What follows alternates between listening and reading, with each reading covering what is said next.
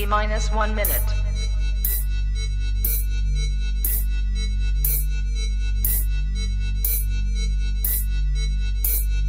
T minus 50 seconds.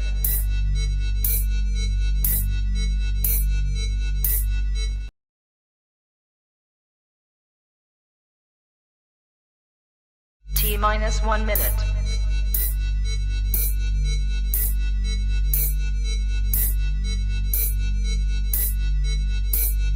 T minus 50 seconds.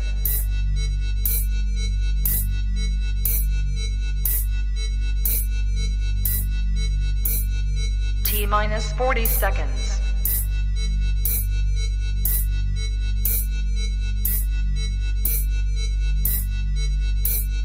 T minus 30 seconds.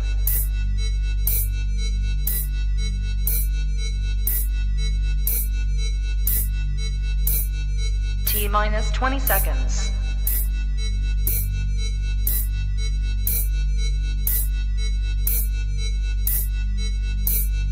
Ten, 9, 8, 7, 6, 5, 4, 3, 2, 1, 0. Own it, own it, own it, Kong. I own it. It did. Women's Wrestling Talk, the #1 women's wrestling show on the planet.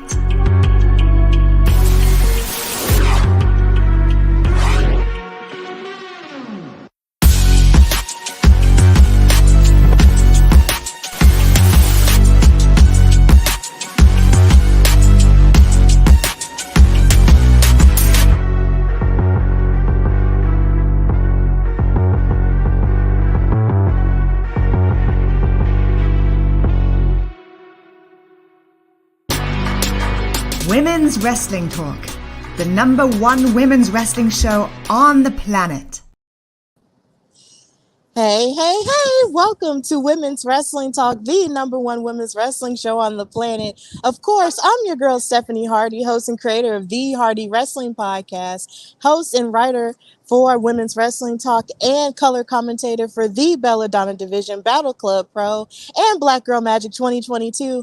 And I'm so happy to be hosting, or I guess you could say guest hosting, the Women's Wrestling Army Aftershow that takes place every Thursday. Of course, I'm here in the absence of Shay, who could not be here this week, but we do send her well wishes and healing energy this week. But I'm so happy to be here with Miss Aisha, who I am working with for the very first time. So, Miss Aisha Watches, how are you, ma'am? I am well. I was ready to give you an introduction and everything. I didn't have to do that. So, welcome. You had it. I was like, oh, get it, girl. Yes, I love it. I am doing well, and welcome to Women's Wrestling Army. We're so glad to have you. And yes, love to Shay. We will see you next week. And yeah, so welcome. How are you doing today? Before we get started, how's everything going? Everything's going fine. You know, it's Thursday. This is my first time really doing a show outside. So this is my first time also doing a show this early, like in the day, like this, an after show. Mm-hmm. So I'm really excited to be here. So anytime I get to talk any form of women's wrestling, I'm always excited and happy about it. So I'm just glad to be here because I have wanted to watch Women's Wrestling Army for a while, but just never had the chance to really carve out the time to do it. So I'm happy to be here. Like it's exciting stuff. Yay, nice. So we are so glad to have you. Why don't we go ahead and get started on this episode 31 of Women's Wrestling Army. It is a good one. It is a packed one. So why don't we go ahead and get started? Okay. Well, yes, absolutely. And also, I want to say I'm sorry for swiping the intro from you. I did not get a chance to ask you who does what, but that's just sort of my instinct to just do the intro all the time. I apologize for that. No, but I love it. I actually love it. It took the pressure off of me. So like, I am so glad that you're like, I'm gonna do it. I'm here for it. So yes, no need to apologize at all. Yes, so this is my first time watching this episode, so it was really good to see a lot of these women who I am and am not familiar with, you know, on a certain level. be on this show and sort of get these stories cracking and stuff. So, of course, first, we had a little bit of storytelling between the Hex, who is Marty Bell, and Allison Kay, who are, of course, best friends, going up against Team C Stars, that's Delmy XO and Ashley Vox. Aisha, can you tell me a little bit about this story? Because I believe I missed this part while I was preparing to watch it because I was still trying to find the link to watch it. So can you tell me a little bit more about the story? That's okay. So basically, the last time we saw the Hex, they were lamenting the fact that, in their opinion, the tag team titles or tag team matches, especially with women, like they're thrown together, right? Like they're not cultivated like the Hexes. Like every time, doesn't matter who they're up against, like we see that connection, we see that chemistry between Marty and between Allison, because they've been friends for so long, and because they've been tag team partners not for a terribly long time, but long enough to know that they have great chemistry. And so they were basically saying that they don't see that anymore, that these wrestlers are just thrown together and expect that's what makes them a tag team. And so they're like, no, like who is it? Who can we go up against? And of course, then we have Delmy and Ashley from the Sea Stars, and here we go. Here comes Maria popping in and basically being like, okay, you all are a tag team. Why don't we have you go up against the Hex? And so that's what we're going to be seeing. So that's the backstory. And yeah, I was really excited to see the Sea Stars. This is kind of my first time. So Yeah, it was my first time seeing them too, and I was really impressed by them. And I'm always impressed by the Hex because I'll just never forget, watching them both in the Mae Young Classic.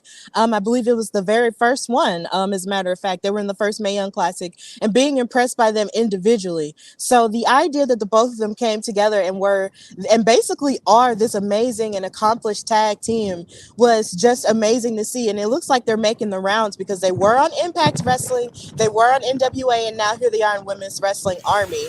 And no, that's okay. I know you got some stuff going on in the background, but as we get started in the match, we see the Hex come in. We see the Hex Sea Stars come in, and you see Allison. She does her pinkies up, right? But Stars, they got their little hook for the fish. The fish, is that what it's called? The hook. Is that what it's called? I don't know. The fish hook? Yes. Yeah. Okay. I couldn't remember. So they were kind of going up against each other right at the top. And then we immediately went in. Now, we were told, Sam and Alyssa basically told us that, Delmy and Ashley were wrestling individually, they're sisters. Then they came back together to, form a tag team, and that they don't have as much experience as the Hex. And I feel like we saw that a little bit. We kind of saw that at the beginning. Stephanie, what did you think? Did you feel like they had did you feel like that their chemistry was as noticeable as the Hex, even though they are sisters and they've, essentially known each other? What was your thoughts there? My thoughts were the idea that I felt like Team Sea Stars, did have a little bit of chemistry, but it seemed like they were just a little bit disjointed. And even though they are sisters, they didn't exactly operate as smoothly as the Hex did. Because there were moments where the Hex were, of course, utilizing each other's bodies as weapons, which is something that a really good tag team really always knows how to do. And then they were, of course, isolating their opponents away from their partners. So that was kind of like par for the course for Allison Kay and Marty Bell here. And of course, they added in a lot of their hard hits and all of that. So that's basically what I saw from them. It felt like the Hex really were operating on all cylinders, but I don't want to take anything away from Team Sea Stars either, because they really did try with their chemistry, but it just wasn't on the same level as the Hex's was. I felt that too. There were, definitely moments where I believe it was Ashley who got in, who was like getting her hits in off of Marty, and was really the Hex is really good. They're really smart about isolating a wrestler from not being able to tag, their partner. So they did a really good job of that here. And then there was a moment, I think, that the Sea Stars were able to take advantage. And that was a little bit later on where Allison ended up on the wrong side, wasn't on their correct side of the ring or their corner. And so the ref was like, Marty cannot tag you in, which kind of messed her up a little bit because now she has to go running to her side. And now here we are, Marty is a little bit isolated. And so the Sea Stars were really able to come in at that moment. Yeah. Do you have anything to add with that at all? Sorry, I was muting the mic because the wind is blowing. Basically, I don't necessarily have too much to add, but I will say that I was impressed with Team Sea Stars in this match. Like, even though I'm not as familiar with them, I still want to see more of them. So maybe as I continue my WWA journey, we will see more of their growth as a team. I think you're absolutely right. And I would, I want to see more of them as well. So ultimately, I mean, obviously, it was a really good match. It was great. But I think what Stephanie said was true, that though they are sisters, Sea Stars are sisters, they could not, outdo the Hex. And ultimately, they ended up winning. The Hex, wins once again. I am going to admit that the Hex, I really like them. So I'm always rooting for them, even though I do like the Sea Stars. So I'm glad the Hex won. They continue on, and I'm excited to see who Maria sneaks in as next, as, the tag team that's going to go up against them. So I'm really excited to see what that looks like. I have no idea. Yeah, me too. You did mention earlier about tag team titles. Do they have any gold with this promotion just yet? No, they don't. Not just yet. Okay. So I'm sure that's something that they're going to be working on. And that's a good question, that I would like to ask in the future. But yeah, so right now, I think the first season they were kind of battling for the belts and things like that, for their respective belts, like whatever belts they have from other promotions. Right. But for the season, I don't think so. I think, just trading wins, but I would definitely love to see a WWA belt and what that would look like. That's a really good question. We should ask Maria, what does that look like if that's happening? So, or we could ask our special guest, when he does join us. I know I didn't want to say anything because what if he's not able to join us? And and that'll be in the wind. We would have to do it next time. But yes, you're absolutely right. So, next up. Oh, sorry. I did not say this at the very end because, Women's Wrestling Army is very much about, for the most part, really embracing whoever ends up, losing the match. They, try to embrace each other. And so that's what the Hex did here. They called the Sea Stars back into the ring and just had a moment with them. Not everybody is like that, but the Hex usually is. And so I really appreciate that. I appreciate that spirit. Yeah, we love sportswomanship here at Women's Wrestling Talk, but there is something I do want to address in terms of tag teams and what they said earlier before, which basically got this match started, and how the Hex brought up the idea that when it comes to women's tag teams, they have a tendency to throw certain teams together. Do you feel like that's something that's going on just in Women's Wrestling Army, or would you say it happens across the board in all of wrestling when it comes to women's tag teams? And in your mind, how can they improve that, Aisha? That's a really good question. As we've talked, so I'm still fairly new to all of this, but from what I've seen, it didn't really click until Allison and Marty said that. And then I started to think about the tag teams that I have seen, and I'm like, you know what? I feel like they have a point, right? So just from what I've seen, most of that, like, those who've watched, that I'm most familiar with AEW. So like seeing on that end, I'm like, and I know that there's been lots of talks about finally getting a women's tag, thing going. And so hopefully that's going to be in the works. But yeah, I think that's been the case where it's like, okay, let's throw you two together and kind of see what happens. And I've seen that and a few other promotions too. I think what's really interesting over in just from what I've seen a little bit with WWE, where you see Chelsea Green and you see Carmella, you kind of see them kind of forming a possible potential, tag team. And I kind of like how they started that out. It wasn't just throwing them together. It was putting them in a room to see if they even have that kind of chemistry first. Right. Everybody else saw it. And then now here we go. And I'm like, I think, that's how so that's something that's just been obviously percolating in my mind. And as I become more familiar with these wrestlers and kind of what's happening across all different promotions, then I will have maybe a stronger opinion. But Stephanie, what about you? As someone who's more experienced and who's kind of seen every iteration and all the, kind of these wrestlers bounce around to different promotions. What do you think about the tag teams, specifically the women's tag teams? Do you feel that way as well? Or do you have a different perspective? Yeah, I have different perspectives depending on the promotion. Okay.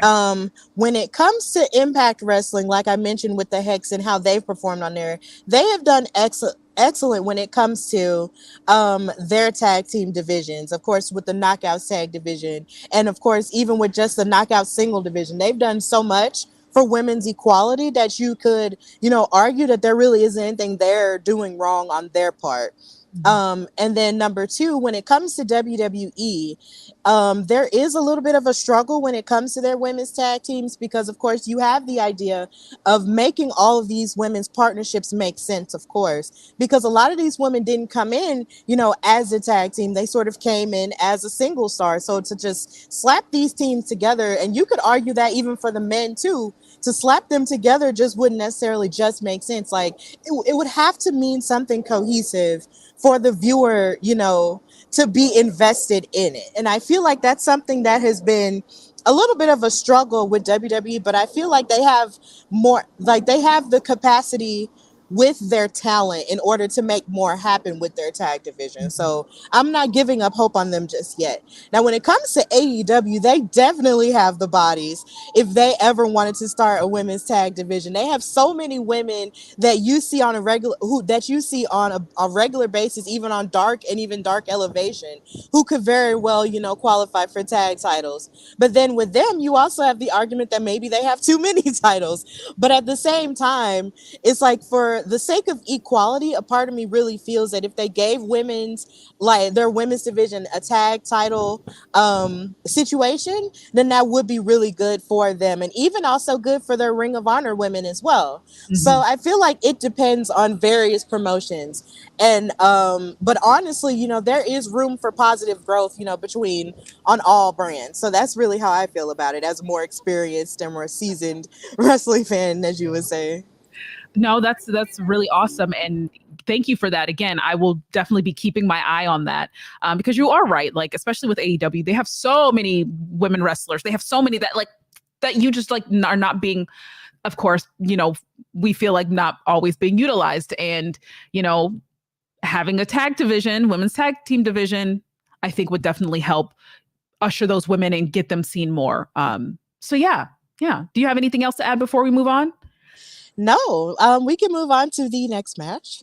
Yes, actually, before we do, let's quickly talk about this promo from Masha Slamovich, right? So, they have been advertising, telling us about this upcoming match with Masha and Jordan Blade and Janai Kai that's coming up in the next couple of weeks. And so, we've kind of been getting their perspective. Do you want to talk a little bit more about this? I do want to talk about this a little bit more, but maybe, just maybe, we should pop in our special guest to give his perspective a little bit, as we talk about it. I think we should. Do we?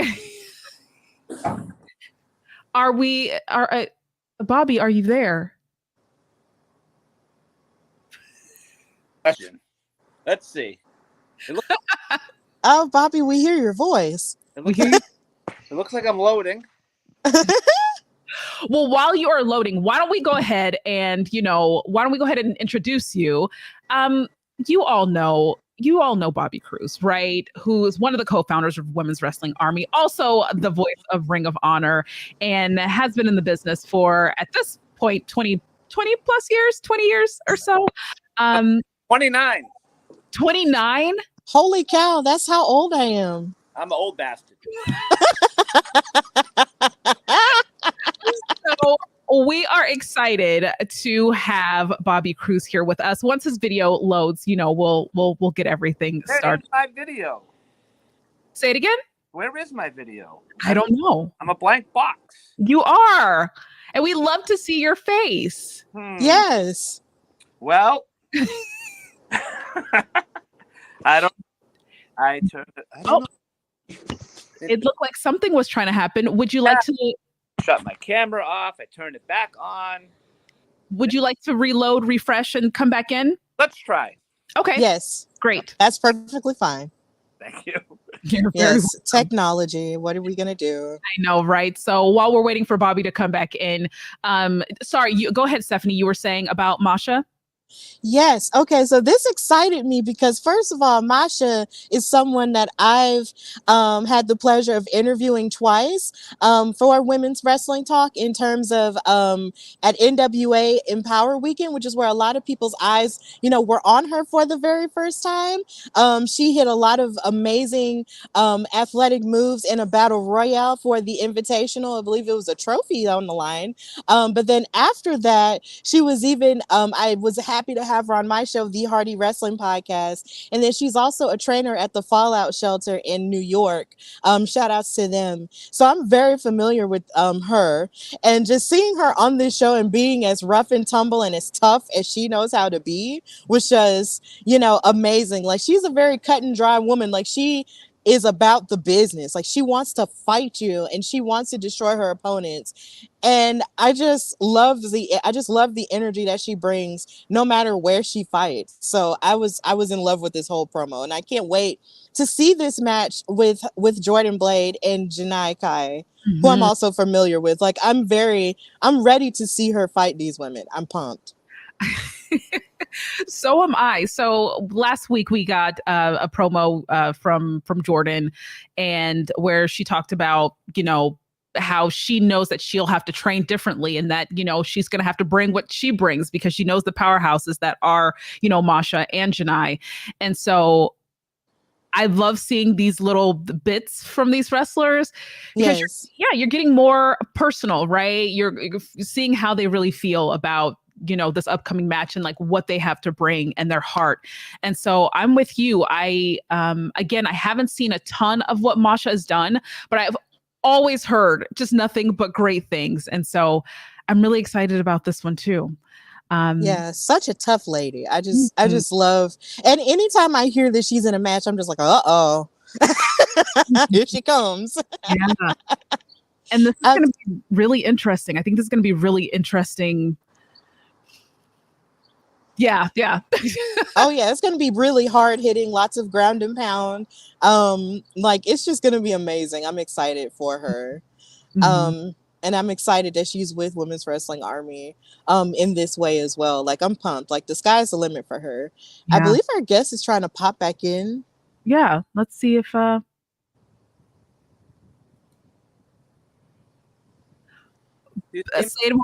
think we can hear you, Bobby. We still can't see you. Oh my Lord. I have this awesome Women's Wrestling Army back too.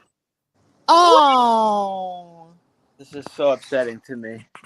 Well, All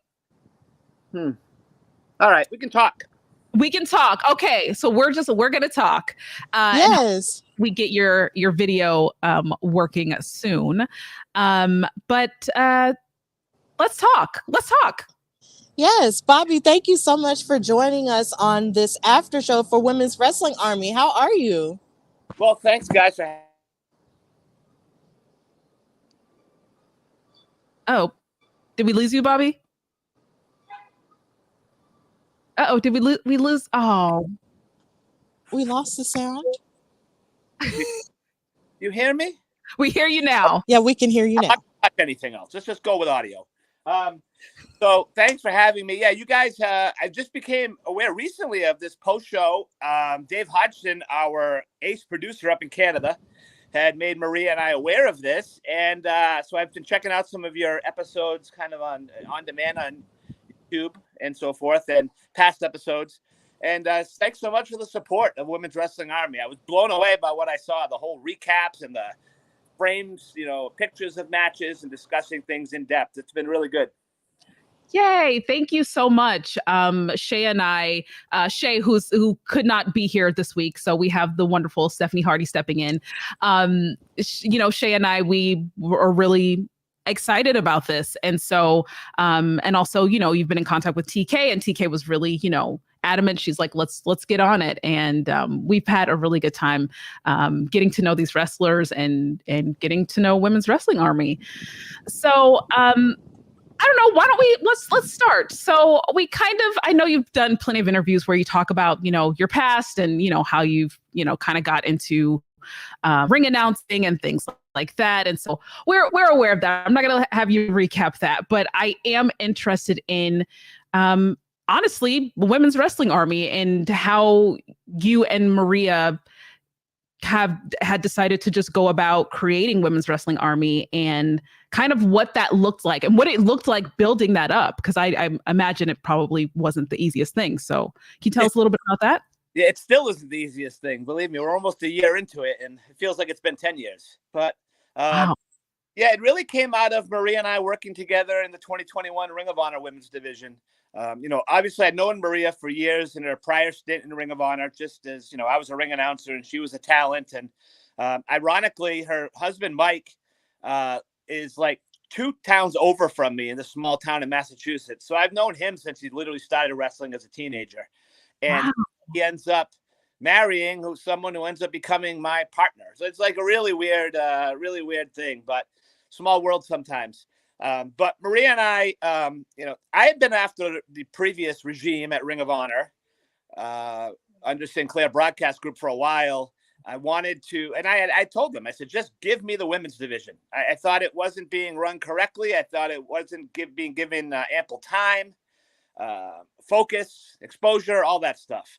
And so obviously we're going through COVID, and I was again bugging them as we were going to come back with some COVID TV tapings in Baltimore with no fans, so we can get some fresh TV stuff out there. I said to them, every other wrestling company not only have women, on their event, on their shows, but they're featuring them. And we need to do something. This is kind of ridiculous that we're, one of the, say, 5 bigger companies around, and we don't have a women's division with any exposure at all. And little did I know that Maria had been in talks with Ring of Honor about not only coming back to Ring of Honor with Mike, but also about doing something with the women's division. So we were basically, neither of us knew that the other was interested in producing a new women's division.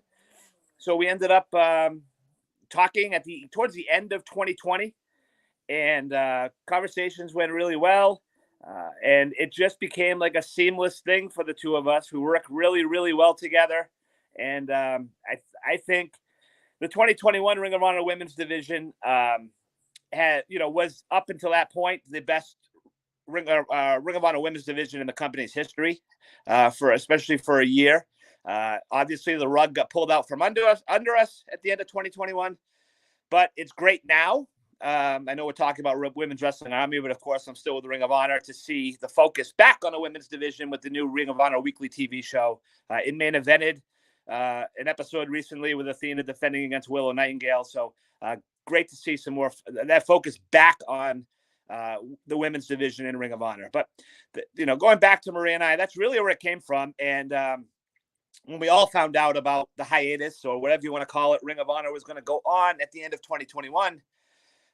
Willow was one of them, and a few others went to us and said, you guys need to do something. You got to figure out something, do something together, do something on your own. And that's really where the idea for Women's Wrestling Army came from.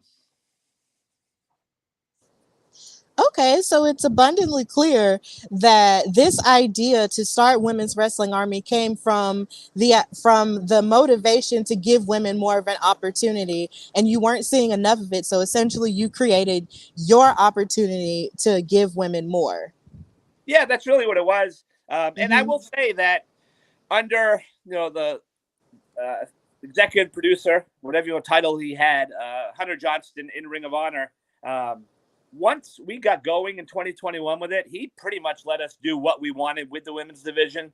And, obviously, the tournament was announced at the Best in the World pay-per-view, and the TV taping subsequent to that, we started taping the tournament, and then was given the semi-main event spot on Death Before Dishonor 2021 for the women's division final, the Quest for Gold tournament, where Roxy won the title. So, I was very appreciative. I know Maria was too. We were very appreciative of that. So we really, we got commitment from having matches every so often on TV. We asked for more exposure on the actual Ring of Honor TV show. We got that. And with Hunter, we were never lied to. Anything we asked for, we got. We tried to be reasonable about it, and I think that was a good working relationship there. It was Ring of Honor, but it was also a separate entity because you're dealing with a whole different locker room, a whole different roster, completely different thing. And now you're trying to mesh it into, the live stream events on Honor Club, the TV show, obviously, pay-per-view. And I couldn't ask for it to go any better than it did in 2021. Wow. So, I mean, I guess on that note, you were saying that, still not the easiest thing. Kind of what challenges have you faced in creating this new promotion, and how are you and Maria working through them? If there are any. The wrestling stuff has been great. The talent has been great. We've had talent want to work for us. We've had talent reaching out because we haven't taped in a while, asking, when are you taping again? They're trying to hold dates for us and not take other bookings, which, so the talent has been great. And that was the whole reason we wanted to do this, coming off of what we did in 2021, because we had such a blast working with the talent, producing things, giving more opportunities to the talent and more exposure to talent that deserves it, because there's a ton of talent out there. That stuff's all been great. And we've upgraded our production, even behind the scenes. The TV tapings that have been airing now for several weeks. Mark Brown was our director. He was the director for Ring of Honor previously, so we brought him on board for the first time. We had a cameraman who had been with Ring of Honor previously. We brought him on board to have an experienced cameraman on the floor. We upgraded they call it a fly pack, our production system, with the live switching and audio and all of that. So we're very happy with all of that stuff. It's the business part of the thing that Maria and I hate. And we wish we could just hire someone to run the business part of it, because it's a pain in the ass. It's very difficult. When we first started talking about this about a year ago, I think we thought, maybe, not to speak for Maria, and maybe not to use the word would have been easier, but it would have caught on a lot more. But our first outings were on Brand Army, which is a subscription app, and they get the episodes, and still do, on Sundays before Pro Wrestling TV gets them on Wednesday. And, this exclusive content in there. But it's tough because there's so many options out there. I mean, you see what's going on now with people canceling Disney Plus or Netflix and all these other things. So the partnership for Pro Wrestling TV became a really good thing because it's free. Try and drive that home all the time. They can go to Pro Wrestling TV and just watch for free anytime. Our entire library, which will soon hit, I believe, 32 episodes, is on there. And so it's been really good. We asked for Wednesday nights at 7 because that was our time slot we had on the Ring of Honor YouTube channel with the old Women's Division Wednesdays we used to do. So we were able to keep that. And obviously our show runs between, say, 35, 45 minutes. Plenty of time to watch that, go to the bathroom, grab a snack and a beer or whatever, and sit down for Dynamite at 8. So, it's that all of that stuff has gone well. It's just the business part of it is just a real pain in the ass. And we're learning. I feel like we're learning things every day. With that stuff, Maria has been working very hard recently. It's tough too because she lives in Illinois and I'm in Massachusetts. And, obviously we saw each other recently down at Universal for the Ring of Honor TV tapings, but, it's going to be probably 3 weeks to 4 weeks before we see each other in person again. So, we can have phone calls, we can have texts, but to discuss things in person is really good sometimes. Because I think in phone calls and texts, at least me, I'll forget to say things or bring things up or ask questions. But in person, I generally don't do that. I remember what I want to say because she's right in front of me. So, that's, we'll see. We're not going anywhere. There are things that, being looked into as far as future business opportunities, future taping dates, and all of that. That's the stuff Maria's been working on the business end, having some meetings and so forth. So hopefully there'll be some news soon. Well, that's great. Now, something that I do want to ask you is what makes you the most passionate about the brand of Women's Wrestling Army and its growth? I think, well, Maria brings it up when she talks about my involvement in the Ring of Honor women's division, previously running it with her. And then this obviously is, I have two daughters, and both very athletically involved. They're both in college now. They both play college sports. But when they were younger, I would coach their softball teams. Ended up becoming a member of the softball executive board, and then becoming the president of the league. Like, I was that involved with their stuff growing up. And so Maria, like she says, I view Women's Wrestling Army in our roster kind of like as a fatherly figure. And it's probably correct. It's a lot of coaching, a lot of producing. I enjoy the interaction with the talent. We have a great relationship. I always, say to myself, when things, obviously there's times to be really serious, and you have to be really serious, but there's other times you're like, we aren't like curing cancer. I wish we were, but we're not, and this is pro wrestling is supposed to be fun. It's supposed to be entertaining. You're supposed to have fun doing it. If you're miserable, you probably shouldn't be doing it, just like any other job. So try and keep that in mind. We have a very laid back locker room. Even our TV tapings days, which are very long, we try and keep it as tight as possible. I mean, we do shows. We taped five episodes per night at our last tapings, and we were done. We were done with each night. We were done between 2.5 hours to 2 hours 45 minutes. And you can see, you watch our episodes, we aren't having 2-minute matches. We give the women plenty of time to go out there and do their thing and evolve stories or whatever else is going on. And plus, the promos and the backstage stuff. So, but we anyone's attending our tapings, we keep it really tight because we realize they're long days and nights for the talent, but also for us and the camera people, production people. It is the most fulfilling year. I've been with Ring of Honor full time as a ring announcer since November of 2004. And the most fulfilling year for me personally was 2021 by far, because I obviously kept doing the ring announcing stuff, but what we did with the women's division and the work there and working with the talent, like I absolutely loved it. It was a ton of work, obviously, a ton of phone calls. Again, Maria and I live far from each other, so a lot of phone calls, a lot of texts, and preparing TV episodes, all that stuff. But it was personally the most rewarding year for me in my years in Ring of Honor. So that's why. I think that's why I just want to keep doing it. I don't know if I want to do it for another 10 years, but for now, yeah, definitely. I don't see any desire to have an end in sight right now. Okay. I feel like you said in an interview like years ago that you didn't want to do it for another 10 years. And I feel like it's been. Yeah, but that's my announcing thing. I think that was my ring announcing thing. I could see my work with Maria and booking and whatever I do in Women's Wrestling Army. I could see that extending past my announcing career, I guess, what I would say. Okay. All right.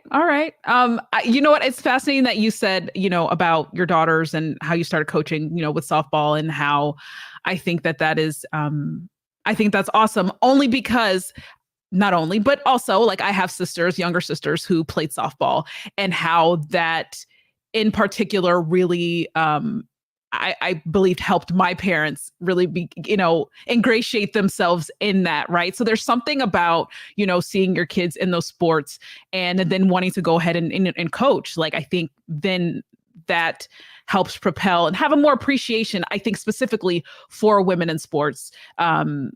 where a lot of the times we don't always have like the male support in that way. So that's awesome that you were able to do that, and that's something that you're advocating, then and even now with Women's Wrestling Army. So yeah, I think it's been a big part of my desire to be a part of producing women's wrestling and giving more opportunities to athletes that deserve it. So that's been really cool. Okay. Now, speaking of, you bring that up, is there, and I don't want to put you on the spot, so if you don't have anybody, you can just say that, like, who are you is there one or two wrestlers that you are like most excited about that are coming up on Women's Wrestling Army, or that are not currently on, or that have been on? Anyone that you're particularly excited about? I've been blown away since we started with a few standouts. And I would say Queen Aminata is one of them. I was familiar with her very much. Her name did come up when we were talking about putting together the 2021 Ring of Honor Women's Championship tournament, but we did not go in that direction at that time. And to see and work with her, the only problem with her is every time we see each other, she likes to like put me in a headlock and take a selfie. So if you ever look at her Twitter account, you'll see that. And I usually have either a face of pain or leave me alone, one of those. But she's really cool, tremendous athlete, tremendous wrestler. Knows her. I hate to even call it a character. I would rather call it a persona because she is what she is, So yeah, she's been great. Janai Kai has been another one that has really stood out. We had brought Janai in a little bit in 2021 to Ring of Honor, but obviously with Women's Wrestling Army, there's been more focus on her, and she stepped right up to the plate and hit home run after home run. And then, Trish Adora. Trish Adora, we had in the Ring of Honor. We had her in the championship tournament. She went deep in the tournament. A great story with her armed forces career and everything. She's a great person, tremendous wrestler. And so we've been able to give her some higher profile spots as well. And then there's, women that, so like a Tasha Steeles or the Hex that, the Hex we worked with in Ring of Honor, but Tasha hadn't been in Ring of Honor for several years now, obviously a big part of Impact in the Knockouts division. We were able to bring Tasha in and do something a little bit different with her. And she has been great as well. And was, if everyone saw recently, she was a big part of elevating Maserati, and that was the whole point of putting the two of them together, even though it was brief. We like Maserati a lot. We brought Maserati into Ring of Honor, but her exposure hasn't been really out there as much. We wanted more people to see her and know what she was about because she's in Vegas, and the Vegas wrestling scene is not as big as, say, the East Coast or some other places in the country. So to pair her up with Tasha, mentor and student kind of thing, just elevated her stock, and I think it worked out really well. And I think it was a nice little story there. And and then you have others that at least I'm not familiar with at all. We've never worked with before that we've brought in that have really shown for themselves well and appeared with us multiple times. So it's an evolving thing. I think you always have your core roster, and then you're always filling in with the new up and comers or someone you get recommended. We got recommended Missa Kate by Max the Impaler actually last year. And I was not familiar with Missa very, very much.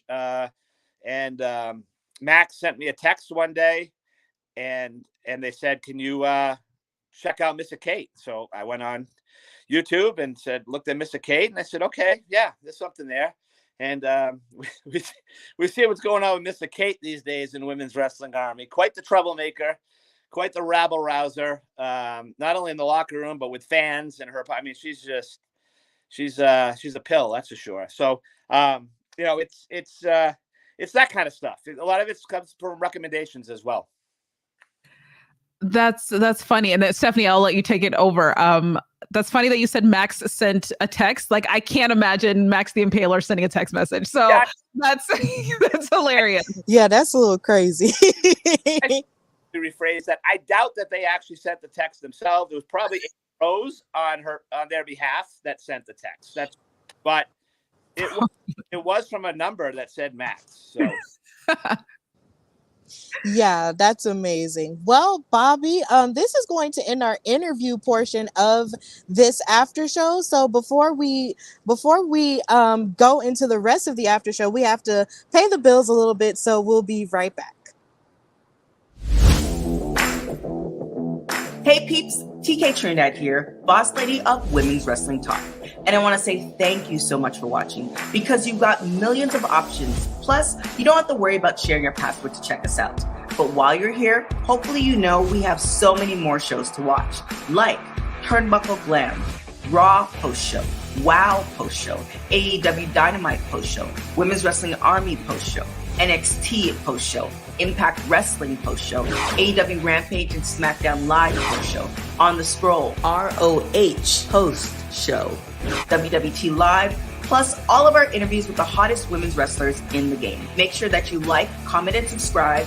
Check out our website at www.talkpod.com and follow us on all social media platforms at www.talkpod, and make sure to spread the word. That means send this to the group chat.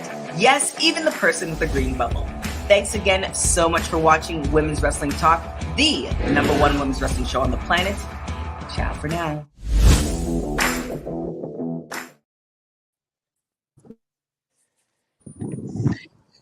Yes, of course. Watch all of our programming here on Women's Wrestling Talk. Thanks for that beautiful commercial, TK, our boss lady. So now we're going to transition into talking about more of the show.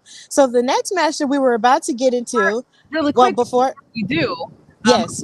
Are we saying, Bobby, are we saying goodbye to you? Are you going to stick around? I will stick around. I'll talk about the show with you. Okay, yes. That's great. I didn't want to, send you off or things like that. So, and you tell me when we're at the very end, and I have an invitation for you. Oh, okay. All right. Well, let's go ahead and get back into it. Okay. So we have talked about the upcoming match with Janai Kai. So why don't we go ahead and get into this match between Gia Scott and Blair Onyx. Now, I will just say for myself, I do have a mild case of arachnophobia, but it's not that bad. It's not what was going on with Gia, but the fact that Gia also is afraid of spiders, we can relate on that note. Stephanie, what did you think?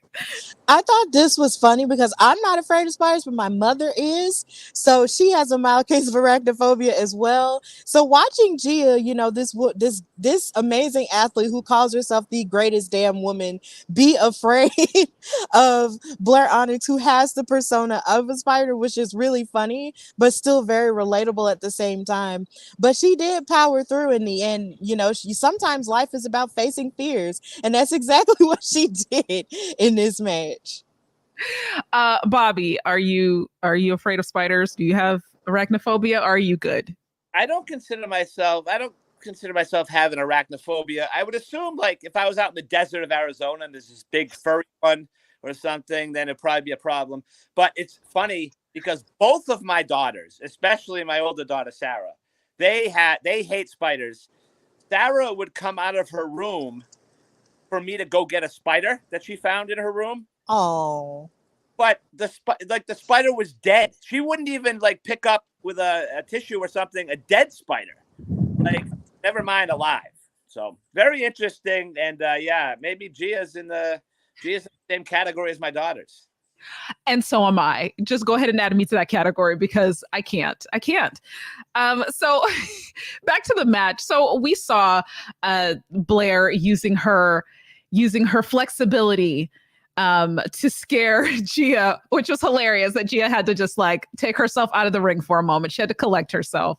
But overall, I really enjoyed this match. I really liked the confidence of Gia Scott. I'm not super, super familiar with Blair, right? And so I'm more familiar with Gia. And I really like this pairing because Blair, you could tell that she would use that confidence. She's like, I know I can scare Gia. I know I can get her, and I'm going to do what I can. And so I thought that was really good on her end. Stephanie, what did you think? Yeah, I thought that was really good too, because usually the best and most mystical wrestlers, utilize whatever it is that scares their opponent to get inside of their mind. And it's like you've already beaten them with that. But the thing about Gia is that she was able to, power out of that and fight back. And I was impressed with Blair Onyx because this was my first time seeing her as well. So I was just like, okay, so watching her and her hard hits along with her flexibility, being utilized in that way was just really amazing. I enjoyed this match. But with Gia, who is someone that I have had the pleasure of calling action for Black Girl Magic 2022, watching her in the ring and watching her toughness and her confidence, with beating up on Blair was just really amazing to see on this type of platform. So I was thoroughly impressed throughout this match, and Gia came out with a win. So that was cool. She sure did. As you can see, there we go. Gia came out victorious. Bobby, question for you. When I guess I don't know. Are you there for every taping? Yes. Okay. So I guess if you recall from this match, like how was the crowd? Because I'm always curious, kind of what we see as opposed to like what the energy was feeling like during this match or this taping. Let's see. I have two answers. One is a lie. It was amazing. And number two, the honest answer, I don't remember. It was over these tapings, we did 15 matches per day. So I really don't remember specific crowd for specific match. I'm sorry. No, that's okay. I figured that might be the answer, but I thought I'd ask it just in case, because you're right. Like you said, you record a ton. And unless the crowd is particularly wild or particularly, memorable in that way, then, I wouldn't expect you to remember. But Gia came out as the winner of this one. And I'm excited to see where she goes from here. Yeah. Yeah, me too.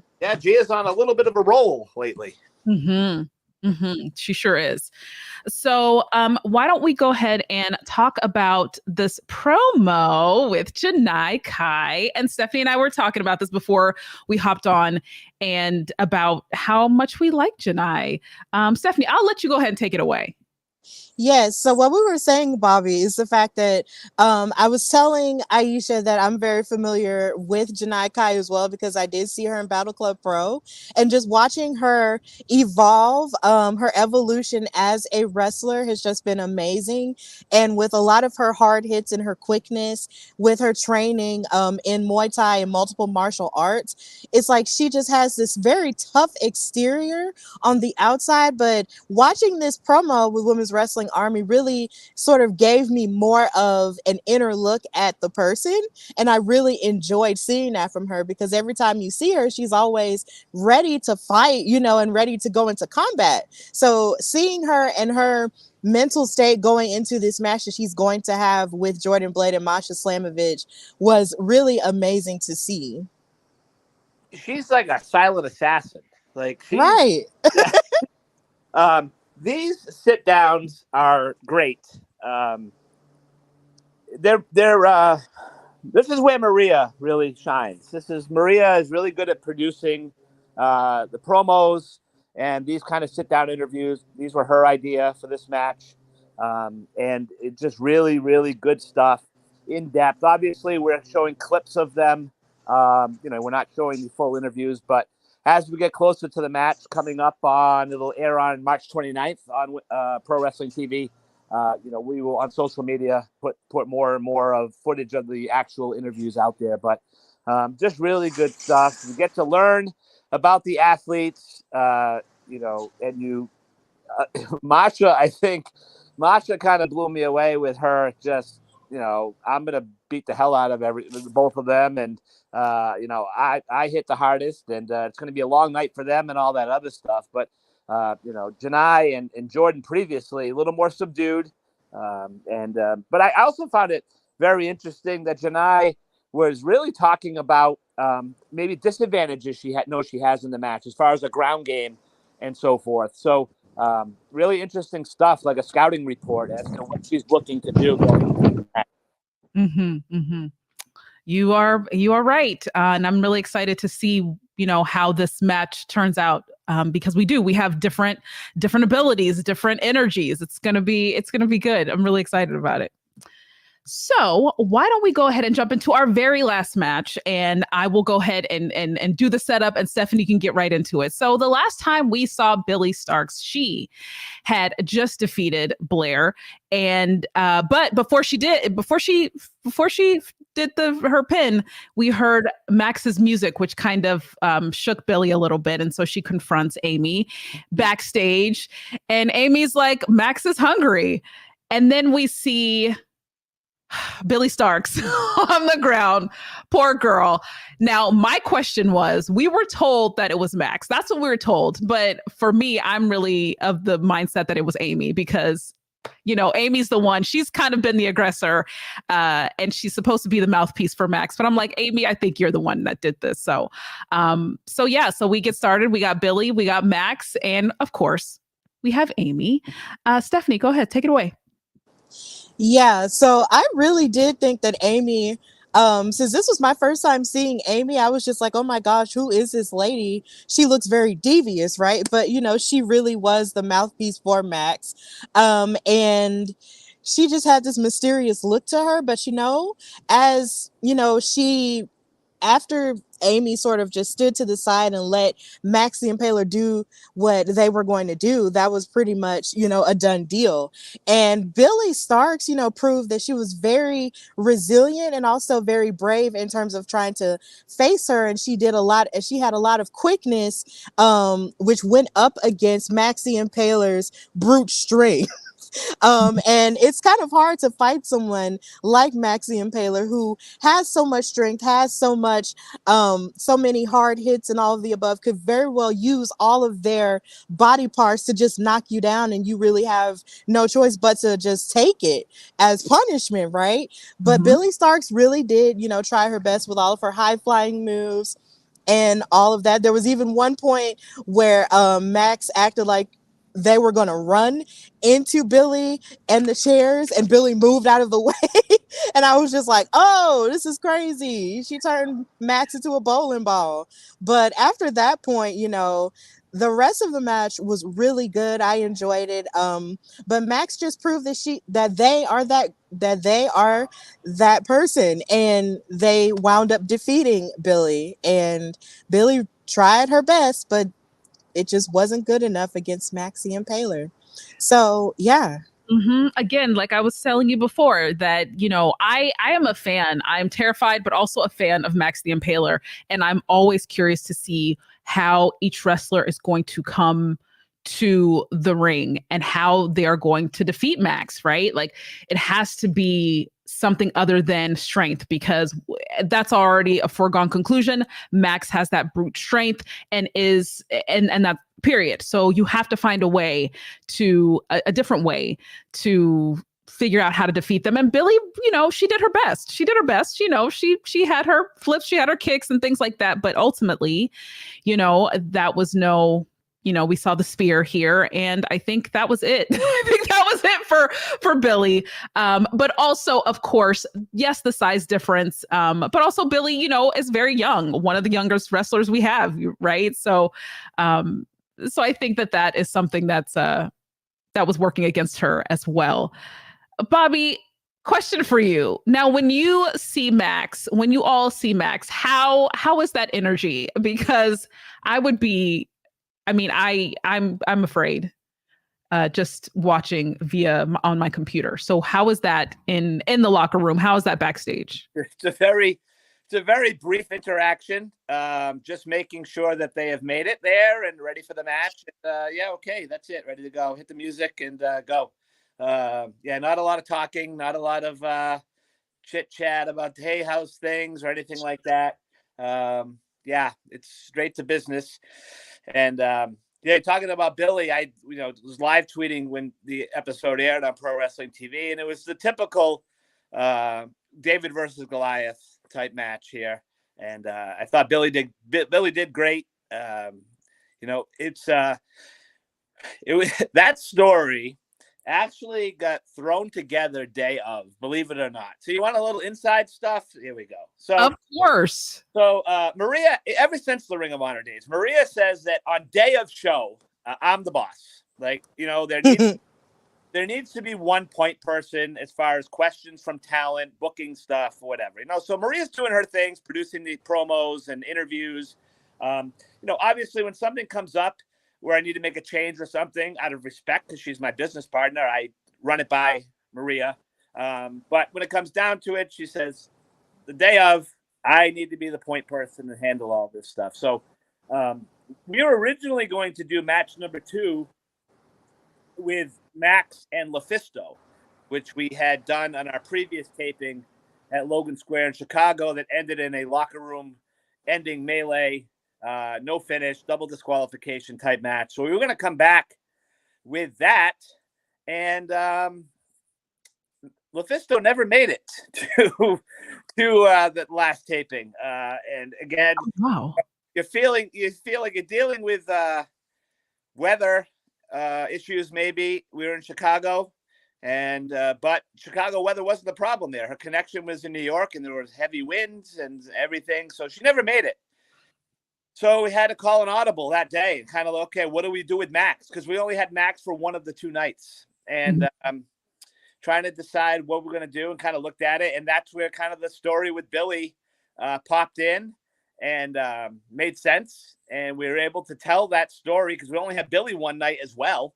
So you saw the stuff with, Billie, on the top, Max's music hitting, the backstage interaction with Amy, Billie being laid out backstage, and then the actual match, which ended our first night of tapings with Max and Billie. We did all of that in one night. And I thought it was a cool little story. I thought it was entertaining. I thought it made sense. It was 2 complete opposites, obviously. And it was some really good stuff, but we never were able to do, to this point, Max and Lufisto again. That certainly is on the list of matches when we come back for our next tapings.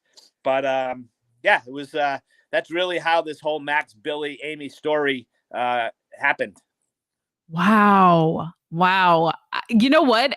For something that was, I don't want to say thrown together, but something that, that you had to think quick on your feet about, I think that it's really fascinating. And I want to see, I hope that moving forward, we get more of that, because you are right. It's a really nice, like David and Goliath type of deal. So I would love to see, what Billie has in store, what she comes back with, if she wants to come back and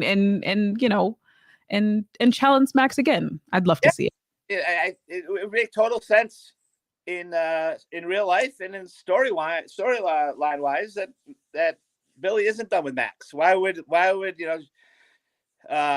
Billie gave Max a run for their money, came up short the first time, but with who Billie is, why wouldn't Billie want another chance?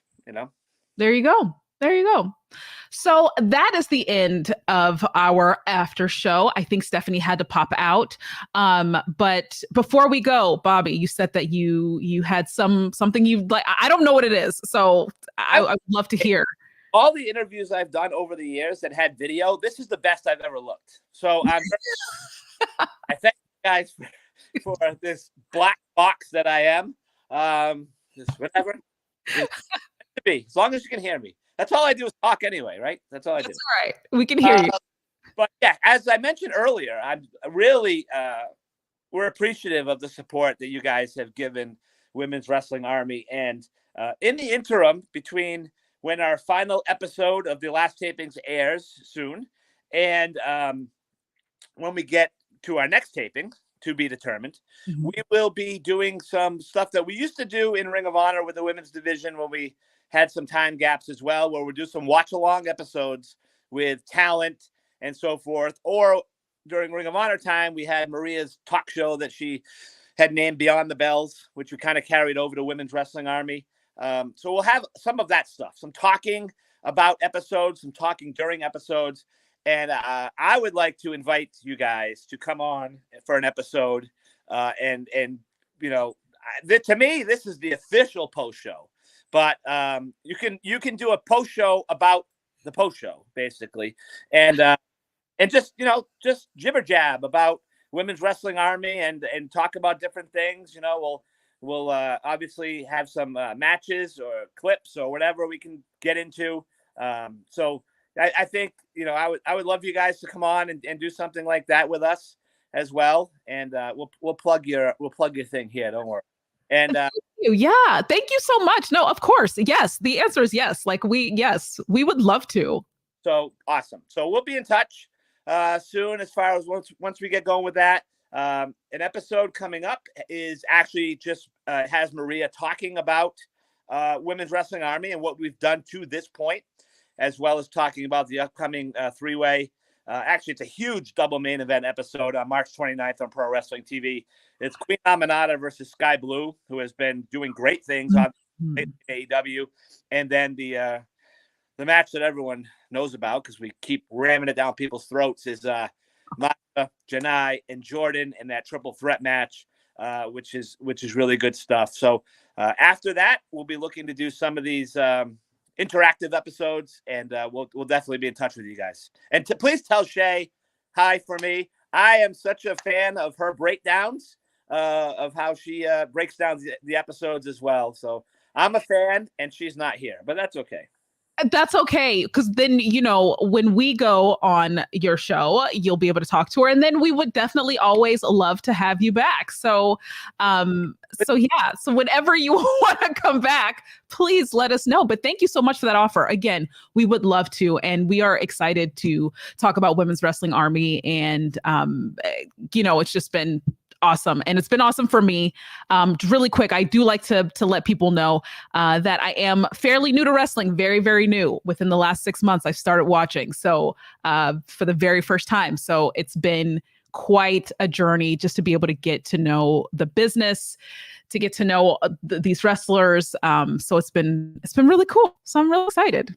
Well, you've done a great 6 months getting wrestling knowledge and understanding. And so really impressive there. And again, I'll be quick, but I'm sure everyone does already, but support wrestling, support women's wrestling specifically. That's where my heart is, obviously, and my bank book. Oh, there's no check yet, believe me. But and a cheap plug, of course, to check out Ring of Honor and our new weekly TV show, because I reference that specifically because there is such a focus being put on the Ring of Honor women's division again. Great athletes. The nastiest, meanest champion I've ever seen in all my years in Ring of Honor, and Athena. Really good stuff. So, yes. Thanks for the time. And I'm sure we'll chat. And then just before you go, I mean, obviously, would you like to plug where we can, other than Ring of Honor, you want to plug your Twitter if you want to follow you on Twitter? Yeah, I'm a very boring tweeter, but if anyone wants to, it's literally just @Real Bobby Cruz, CRUISE, not CRUZ. Easy to find. Yeah, I'm kind of boring as far as Twitter goes. That's about it. I really just talk about Ring of Honor and Women's Wrestling Army. So, okay. They can go there and see me retweet things. All right, Bobby, thank you so much for your time. We really appreciate you joining us. Even though we can't see you, we can hear you, and we're just happy you're here. This was really awesome. Thank you for the time. All right. Have a good day. We'll talk soon. You too. All right. Bye-bye. So that is it. Thank you so much for joining us for this episode of the Women's Wrestling Army After Show.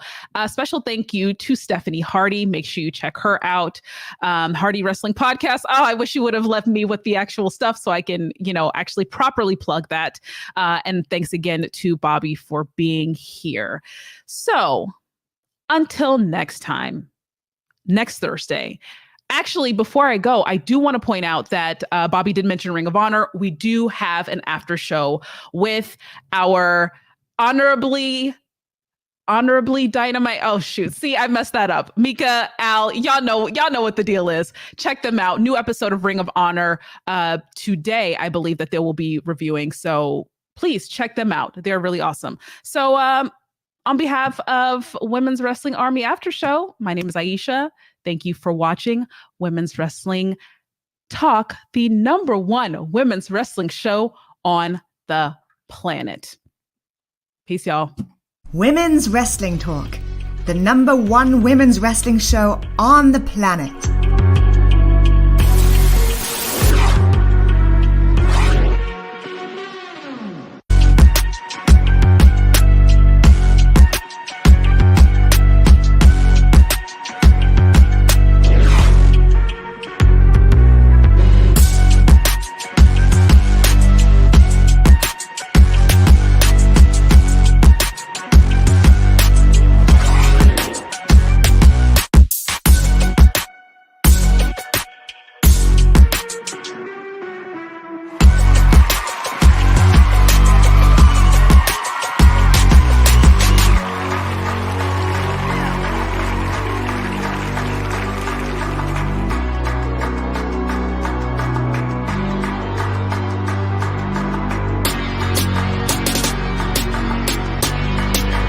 Women's Wrestling Talk, the number one women's wrestling show on the planet.